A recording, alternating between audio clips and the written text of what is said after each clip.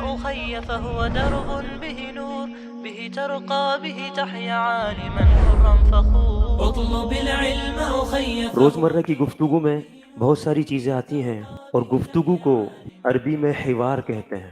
حوار کا مطلب ہوتا ہے بات چیت، کنورسیشن، دو شخص آپس میں بات کر رہے ہوں۔ الحوار الاول، اول کا مطلب پہلا، پہلی بات چیت۔ پہلی بات چیت کیا ہو رہی ہے وہ ہم دیکھنا چاہتے ہیں۔ آگے لکھا ہوا ہے مذکر، یعنی لڑکے آپس میں بات کر رہے ہیں۔ خالد نے سلام کیا، خلیل نے جواب دیا وعلیکم السلام ورحمۃ اللہ وبرکاتہ۔ صابرا في العلم صبرا حتى سموه الصبور، يخرج العلم بفأل مثل ريحان الزهور. اب خالد کہہ رہا ہے، سلام کے بعد پہلا سوال پوچھ رہا ہے کیف حالک۔ جب ہم بول رہے ہوں گے کیف حالک، اور اگر ہم پڑھنا چاہتے ہیں مکمل جملہ کیف حالک زبر کے ساتھ، کاف کے اوپر زبر، اس کی وجہ ہے کیونکہ جب لڑکے سے کہہ رہے ہیں تو کاف پر زبر آئے گی۔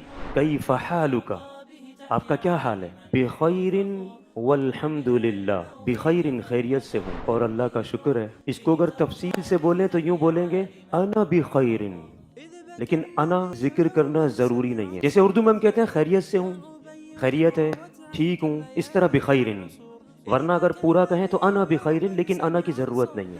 بخیر والحمد للہ۔ اب دوبارہ سے خلیل نے جواب دینے کے بعد خالد سے پوچھا وَكَيْفَ حَالُكَ أَنْتَ، کیف حالک انت، مزید تاکید کے لیے کہا کہ میں آپ کا ہی حال پوچھ رہا ہوں اور آپ کا کیا حال ہے؟